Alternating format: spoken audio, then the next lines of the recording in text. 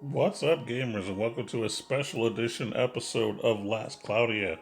That's right, we actually have a new character and a new equipment to discuss. We're going to be talking about Zleorg the Heathen, and we're also going to be talking about the new sword. Now, to unlock the Zleorg character, you have to complete the fairy quest. Once that quest has been completed, you're going to get an accessory called the Crown. I'm sorry, yeah, Crown of Eight Spirits, which is a decent accessory, by the way. I absolutely used it. And you also have to collect. I think you can buy it at a shop if I'm not mistaken. But you have to get the genie's lamp, which I think I have right here. This is what it looks like. You also need the genie lamp in order to access the subquest. Once you have received that item, the actual area where you get to fight that particular boss is not in the fairy mansion. I thought that's where it would be, but when I hit the subquest, I found it was in a completely different area in the map. And I'll show you where it is because I have it highlighted already, which is right here where it says Port Town Marquita.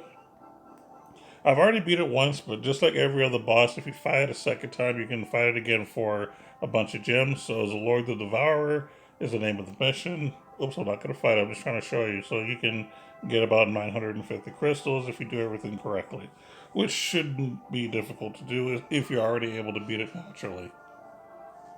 Now, I am going to be honest, the boss fight was pretty difficult. But I will say that half of the challenge was my app crashing. I'm just going to be honest. Now, I'm not blaming the game itself. It could just be my device. I don't play on PC, I play on an Android, so that's, or like a tablet basically. So that's why I'm not. I might not have a good enough processor to handle that particular fight. So I don't know if it's just me or there are other people who have the same struggles as I do. But I know if the fight lasts for too long, it starts to lag and then sometimes crashes. So it's a thing. But I will go ahead and show you what team I used to beat that particular boss. Basically, I used Divine Beast Ray, Kohaku, and Senku.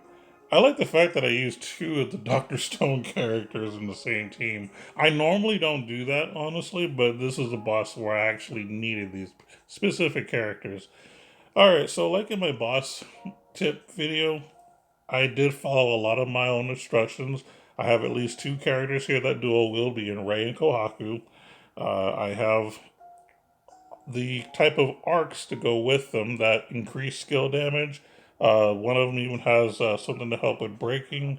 So, like I said, you need this kind of stuff to help you deal as much damage as fast as possible. And then, of course, things that I have on each character are things that I think are specifically good, especially when you're dual wielding. But a few things I want you to take notice of is I also equip Sorcerer Slayer. Yes, the boss is considered a sorcerer, so this will help you deal more damage much faster.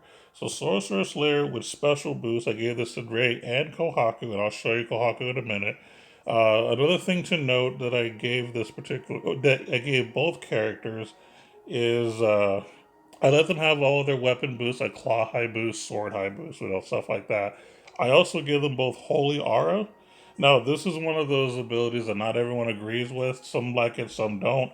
What I like about Holy Aura is that for two specific weapons, you do get a damage increase. It basically increases the strength of the weapon, but that equals more damage. And this is for each weapon, so you're getting a percentage boost guaranteed. This isn't a situational damage where it's like you have to be behind them or you have to be at max HP. This is 100% guaranteed damage, and that's why I like Holy Aura, especially with two weapons. Now, if you only have one weapon, I don't think it's worth the 9 SC, but for anyone dual wielding, it's definitely worth it. So that's something that I thought that would be needed to be brought up. I wish I'd have brought that up in my other video. I just forgot to mention it in the boss one, and of course I have Breaker because again, when it comes to bosses, one of the best things you can do is you can break them. And showing you Kohaku because again, I did a similar build where I basically did the whole all the attack ups. Obviously, I went ahead and did the Sorcerer Slayer, the special boost, just to increase that damage. Oh yeah, she has machine equipped because she is using the covert gun Trishula. She also used the Zelbius blade for that particular fight. At the time, my Trishula was only at +5, so it's a bit stronger than it was when I did the fight. But just wanted to show you that. But as far as the skills are concerned, I did do the Slayer, like I mentioned earlier. I also did the Holy Aura, which, again, it's just extra damage. You can also dual wield. So, and of course the sword high boost. I don't think there's a machine high boost. I don't actually, let me rephrase it. I don't have an arc that has a machine high boost. So that's why I didn't equip it to her. But that's sort of the build that I did. What I did with Senku was nothing special. I'm just going to be honest. This was more of just increasing his regular stats. As far as his HP, because he can shrug some damage. He needs MP, he needs magic ups, stuff like that. I didn't do anything super special for him. I just wanted a mage that can basically cast spells of all magics, of multiple elements. So this was kind of the build that I did. I know I'm showing it off kind of fast, but again, this wasn't really the most important part. I just wanted a mage that could do a multitude of things. So that's what I did there. Nothing super crazy with him. But yeah, so I used this particular team to get started with these specific arcs. Uh, After some time, I was able to win. And then, as far as I did use someone very specific to win. So if I go to my friends list, basically I used. I think I already sorted it, right? Yeah, I did. I used a Etheria, to be more specific, Spirit Maiden Etheria. I personally felt like if I didn't have her, I probably would not have had a chance of winning. And I like this person's particular build because she does the HPS, which is fine, MP, magic defense, which of course you need. He did the whole guard thing, which I thought was interesting. I get why they did that because again, you're not really attacking much, you're not really doing a whole lot of action, so your chances of being able to guard is pretty well. And then she uses auto haste, which I really like. I think she needs that, especially to be able to cast her special as often as possible. You're going to need it. Spirit breath, super important because again, you're healing a lot, and as you're healing, you're getting more of your SCT, which means you can cast your special faster. So I think this is a very, very good build. And of course, they use some other stuff. I actually particularly like the Mark of Existence, where you could potentially get MP back. Um, Crown of Eight Spirits, which I also had on Senku, I believe, and so on and so forth. So, like I said, overall, I needed Spirit Maiden Theory, which is funny because in my boss battle video where I talked about how to beat bosses, I made a statement saying that you more than likely wouldn't need a dedicated healer. I was definitely proven wrong because without Theria, I just was not able to stay alive long enough to kill him. So I needed the time to do it. I just wasn't dealing damage fast enough. So I needed the healing. So definitely grateful that I have some friends that have Spirit Maiden Theoria because it really, really made things a lot better. Oh, so happy. So anyway, of course, the other issue that I had was again the game crashing. There was about 5 or 6 times I want to say where I fought that boss and the game just froze. I was literally in the final phase of the fight and it just stopped moving. I would hear the music going, but no one was moving. I couldn't tap a skill. Like nothing was happening, and I had to literally restart. And of course, when you restart, even if you go back in the fight, you got to start all over. So that was very frustrating. I'm going to say that it probably wasn't the dev's fault or the game. I think that it was probably just my tablet. I'm playing on an Android, so again, I might not be able to handle, I guess, that kind of a fight. I don't know. Hard to say. So if you're able to beat that fight, basically you get 30 of the souls, you get the unit, and you get a very, very important weapon. And I hit the wrong button, didn't I? I think I did, yeah. I did. Because it's taking me somewhere else. But you get a weapon, and this particular weapon is arguably one of the strongest weapons in the game. It's easily one of the strongest weapons in the game. Let me rephrase that. So I'm going to go ahead and go back and tap the right thing. Go to our inventory, go to weapons, and here we go. All right, so this is the Sword of Lost Souls. This is a 7-star sword that is no attribute, 500 HP, 250 strength. This is special. I'm sorry, physical and special attack damage plus 15%, which is good on its own. If special damage is resisted, ignore the resistance. That's right, you are taking the damage whether you like it or not. So this is like the Cobra Gun Trishula is in terms of the special, but like upgraded. So this is like Trishula 2.0. This is also a sword, which means that you don't. Most of the people that you're going to give it to naturally can equip swords, so you don't have to add any extra skill cost to equip this. You can just do it on your sword wielder. With Trishula, since most people don't equip machines, you don't have to go out of your way to be able to equip the machine. Then you can put the Trishula on there. This makes it a lot easier for most of your physical DPS characters that naturally equip a sword. So that's really cool. Again, this is a super strong weapon, high strength, uh, increased physical and special damage. And when you're doing your special, they're taking it all. So you would give this to someone that you really want to make sure that their special gets in there. Logia is a good example because Logia, now that I've been able to finally use him, thanks to the New Year's ticket, he can really charge a special very quick. Like, I had no idea he was that fast. Like, I don't have any characters that are close to being as fast as doing their special, with the exception of Tinkili the Diva, but she's not dealing damage, so that's the difference. But with Logia, I mean, being able to constantly do your special, and if you have this sword on him, you're just going to be dealing more damage. You're not worrying about what their resistance is, they're taking it. I think that is awesome. That is fantastic for someone like him. And there are other characters this will benefit too. Logia is just the first person that comes to mind when I think of this. But yeah, the boss fight is as ridiculous as it is worth getting this weapon. This weapon is worth that ridiculous fight, is what I'm trying to say. So definitely worth it. And of course, now we're going to go ahead and talk about the unit. That's going to be very, I'm going to be honest, confusing to talk about. It's going to be very challenging. I want to try to make this as understandable as possible. So if I get something a little off, feel free to throw a comment in if you know a little extra about this. Because again, some of this you kind of have to read into, and I'll explain why.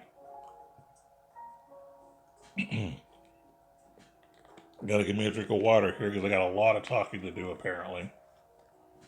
Alright, so introducing Zleorg the Heathen. This is a spirit, yes. I think this is the first controllable character that we have in this game that's a spirit. Now, a few things to note here. He is weak to all status ailments. However, he is resistant to all attributes by 20. Very, very interesting. Now, you might look at this and say, man, that's a little troublesome. I don't want my character to constantly have a certain status element all the time. There are ways to mitigate this, and I'm also going to tell you that him having certain status elements is not going to be as bad as you might think. So I'll be more than happy to show you why as we go over him. Obviously, he's not level 100, so I don't have the right stats. I've unlocked all the necessary abilities. The only things that I don't have unlocked in his skill tree are the SC plus 5 or whatever, like where that ups your maximum skill cost. Those are the only nodes I haven't filled out yet completely, and I'm not in a hurry to, because I'm not going to get him up there that fast. So, but I have enough to be able to show you everything that he naturally does. So we're going to be focusing more on the skills than his actual stats. Disclaimer, when you first get this character, he cannot equip a weapon. If you look at the equipable type, none of it's highlighted. It's just clothing and accessories. So if you try to equip a weapon, this will pop up as nothing. However, if you go to skills and give him any kind of equipment, like we'll say staff equipment, because I tested this out, and then you go back to weapon, you'll see you can equip staff, and you see the staff is highlighted now as well. So you can equip a weapon, but it's more going to be your choice on if it's worth doing it or not. I'm going to say that it's up to you. This is probably the most unique character in this game that I feel like is a blank canvas. I feel like you can go physical or magic. I'm not going to completely explain why. I think once I explain these abilities to you, you'll kind of have an idea of why you could go either way. So you can go the route of equipping a sword or equipping a staff, or there's another option. Let's say, oh, by the way, he doesn't equip robes, he only equips clothing. If you don't like having to equip clothing to him and you don't want to worry about equipping a weapon, there is something that you may potentially be able to learn that could help mitigate that, which is called Shining Monkey. Now, if you did not participate in the Dr. Stone collab, you will not have access to this right now, because this came from one of the arcs.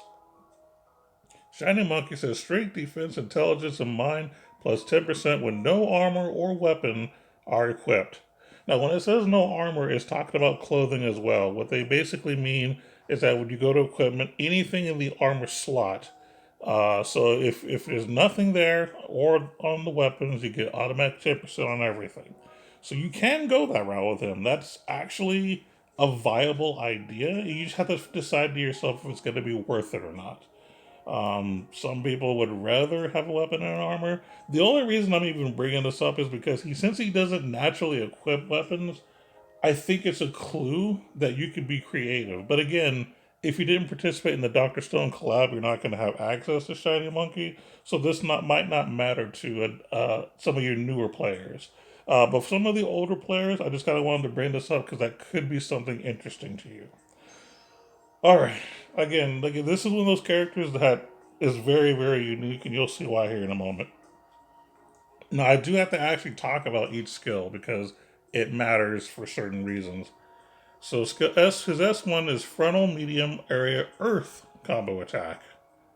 The second skill, which is Purgatory's Thunder, frontal long range fire combo attack, followed by a thunder combo attack.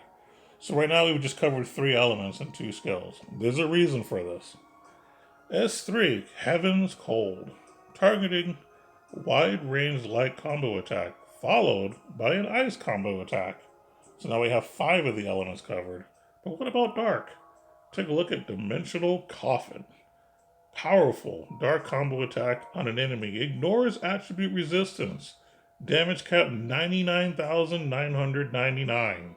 Drain 1% of damage dealt. Recover SCT. It is a mouthful, but yes, that is the 6th element, which is dark. It deals a ton of damage. If you are smart enough to figure out how to get to that damage cap, you can deal a ton of damage, and you're getting 1% of that total damage back to you as HP while giving back some of your SCT. Now, there is a reason I read these. I normally don't read all the skills, but this is covering every element. And with this particular character, that is very important depending on how you're going to use them. Oh, and keep in mind that skills are typically physical, not magical, if I'm not mistaken. Alright, so here's where things are going to get really interesting. Elemental Eater. When attacking enemies' attribute weakness, chance to devour enemy attribute and give minus 15 resistance to that attribute. Devour increases fairy power level, maximum of 5, allowing use of fairy convulsion magic. This is where it gets crazy, so I have to do some explaining. Now, the first part that I read makes perfect sense, really. You deal damage, you have a chance to get a minus 15 resistance. But the last part is where I have to explain. Devour increases fairy power level up to 5. When you're using the character in battle, part of his stat boosts are going to include elements. You're going to see an element of a certain type as a diamond or something like that, and you'll see a certain color. And it'll have a number on the top right of it. So let's say if you have Thunder at level 5, you'll see a little Thunder diamond icon, and it'll have the number 5 on it. And if you look at the character spread on the right side of the screen, that's exactly the way that those colored diamonds are spinning. The way that that diamond looks is how it's going to show up on your buffs, basically. So you'll be able to see where you're at with each element. So that's going to be very, very important. So the max you can reach is going to be 5. Now, my understanding is the higher that level, the more damage you're going to be able to do via fairy convulsion magic. So, because I said that, I have to bring up that ability because that's going to be under skills. It's actually a spell, actually. So this is a 0 MP cost spell. Fairy Convulsion is you release fairy power, temporarily change skills and special to most devoured attribute. So if you have Thunder at level 5, you will use all 5 if I'm not mistaken. And everything that you do that's going to be considered a skill or special will be that element. And then it says boost the attack of the element. And this is why I said that if the higher the number, the more damage you're going to deal. I don't know how it scales because the game doesn't say.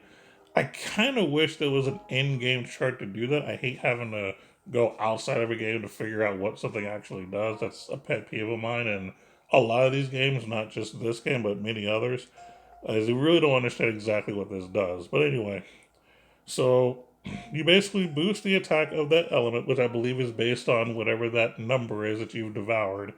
Boost your SCT, which means you can keep casting those skills that you have, and your casting speed recovery. So again, if you're going the physical build, the boosting SCT is going to be important. If you're going the magic build, the casting speed recovery is going to be important to you. Or you can try both, but I think in this particular build you have to go with one or the other just because of how it works. Again, I'll let you think about that. But that's Elemental Eater. It's a lot to think about. It's a lot to take in. Difficult to explain, but I hope that that helps you get an idea of what it can do. Again, I don't know the damage output of each level, so I can't really tell you how good it actually will be. The game just doesn't say, so I don't know. Reckless Madness. All magic attacks become crits. Magical and physical damage cap 5,000.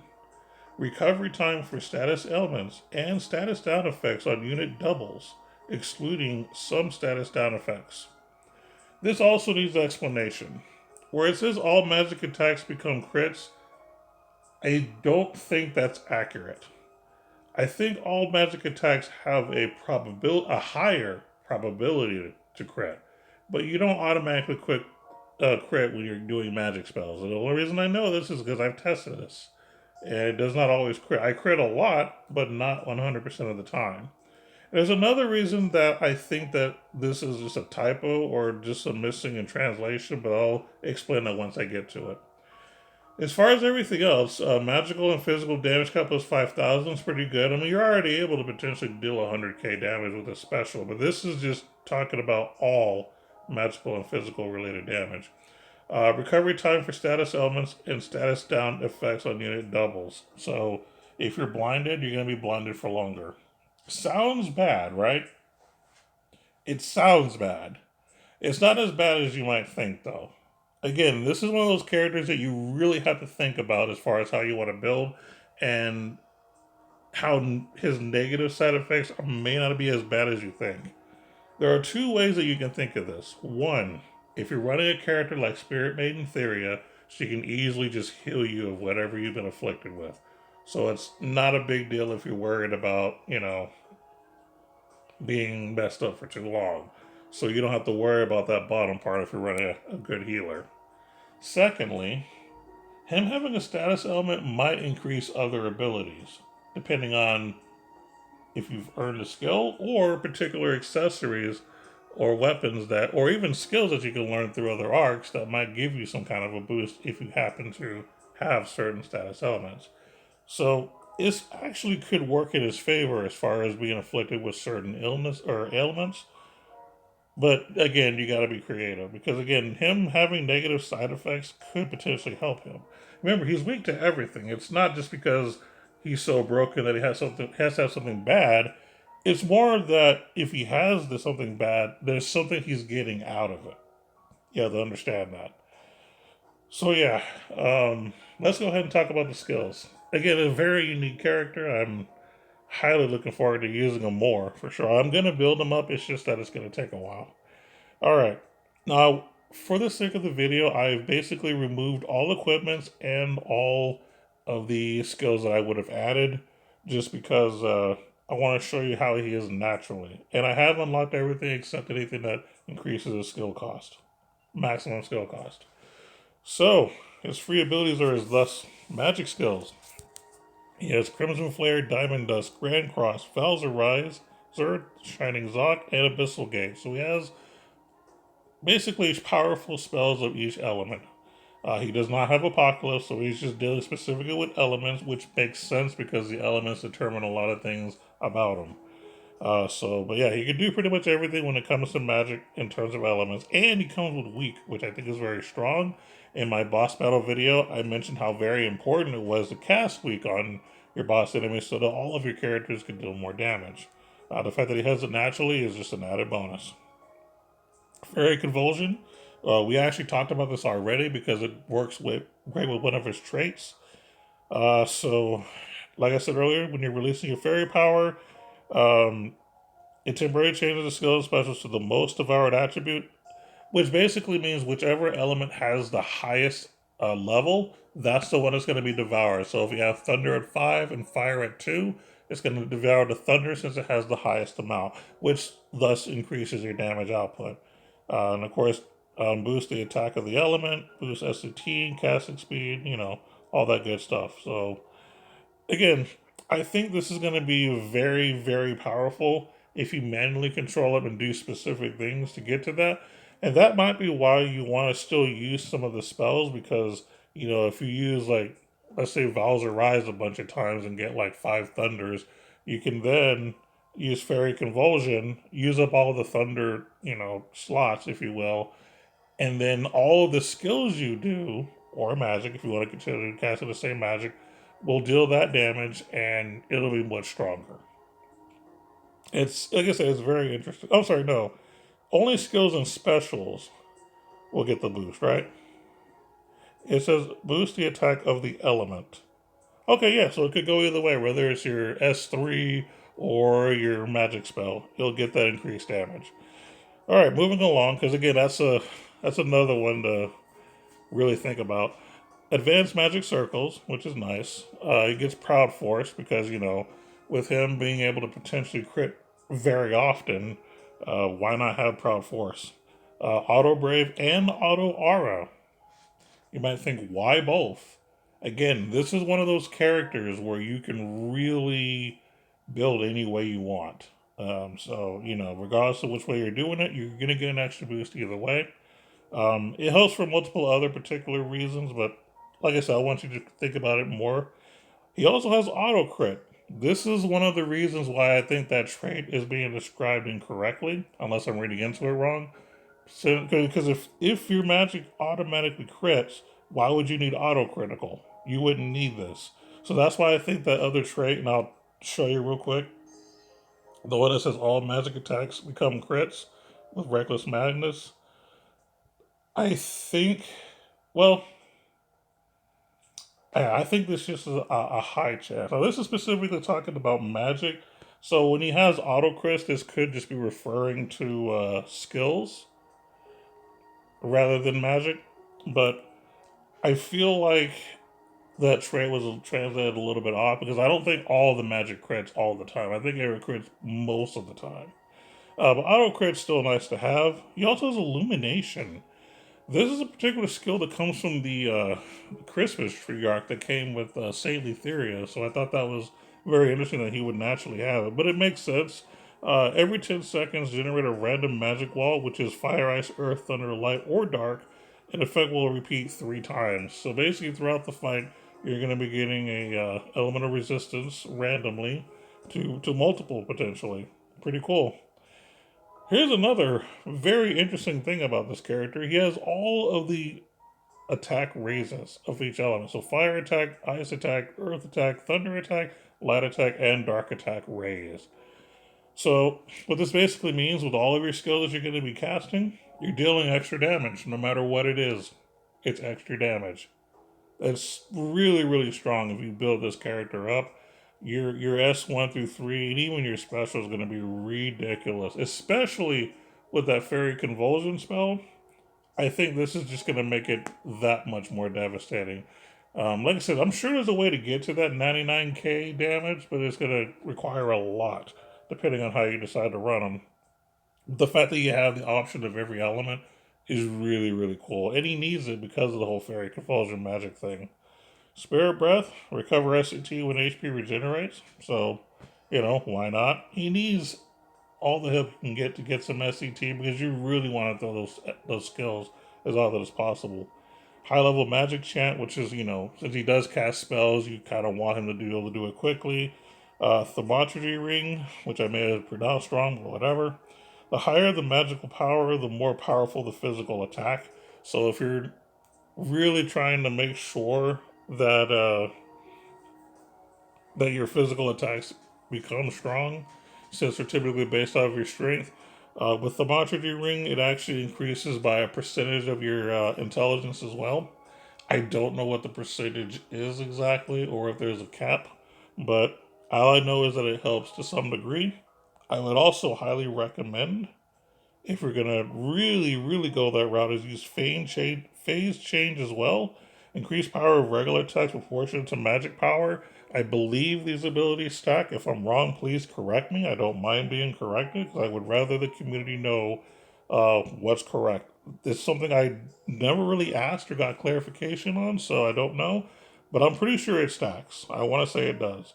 So either way, it's just a way to, if you're going to go more the physical route and less on the magic side, this is going to help you be able to deal damage, meaning that you should still invest in getting magic up, getting your maximum intelligence up, just so you can still deal more damage with your skills and everything like that. Strong Remedy regenerates MP and boosts skill recovery while afflicted with a status element. So remember earlier when I said that, if he's blinded or if maybe he's silent or whatever the case may be, that it could be harmful, but it could be helpful too. Well, this is kind of a way to allow him to get his SCT if you're going the more physical route. So if he's silenced, you can still get your SCT up, you can still do a bunch of elemental damage, and you don't care, and you're getting your skill up faster. So again, it could be really good. There are also other skills I think you can learn, or maybe accessories that have certain things that give you something if you happen to have an element. I'm not exactly sure, but I'm sure something exists. Moving along, Fairy Rampage. This is a new one. When magically attacking, chance for 50% or 150% increased damage. So plus 50% to plus 150% damage. So this is specifically with magically attacking. So this is where like your Val's Rise, your Shining Zleorg, all that come into play. So if you decide that you do want to cast a spell here and there, know that the damage will be higher than normal. Well, you have a chance for it to be higher. Let me rephrase that because it says chance for a plus 50 to plus 150% damage. That's still really strong. That's super, super strong. I like that a lot. And then the last one, Twisted Visage. When afflicted with a status ailment, plus 15% to your strength, intelligence, defense, and mind. So even though they may silence you or blind you or whatever they're going to do to you, not only are you going to be gaining some SCT and getting some MP, but you're also going to be getting a 15% boost in all of your basic stats. So, yeah, that's why I was saying that don't be too concerned that he's weak to everything, because that could actually go into your favor. It could be like that on purpose, and depending on how you build him, you might want that. Which means when they do accidentally cause you to have an element that you don't care about, you're going to be even stronger, dealing more damage, doing all kinds of craziness. So, yeah, I think that this is a very, very interesting, unique character.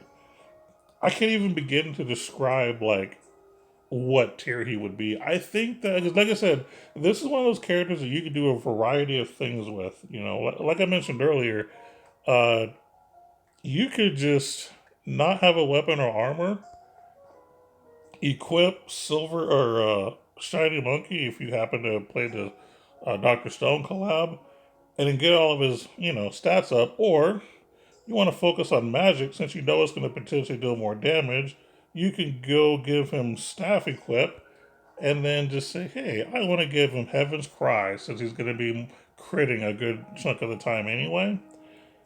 Yeah, I think that that is also a very good option. Again, there are so many things that you can do to be creative that it's just crazy. And I, like I said, I took everything out just so you can kind of see how he is naturally. But is he going to be good in general? Yes. I think for Tower, he's going to be good just because, for the floors that require a magic of all elements, he's going to be the go to guy, especially if you don't have Lagrobos. See, what I had to do is I had to use three different mages to cover all of those elements. Whereas now I only need him, which means I can actually focus on having, let's say, Theria for healing and two really strong DPS characters and just easily destroy the tower. So I'm looking forward to that with this guy, plus whatever other randomness he's going to do for me.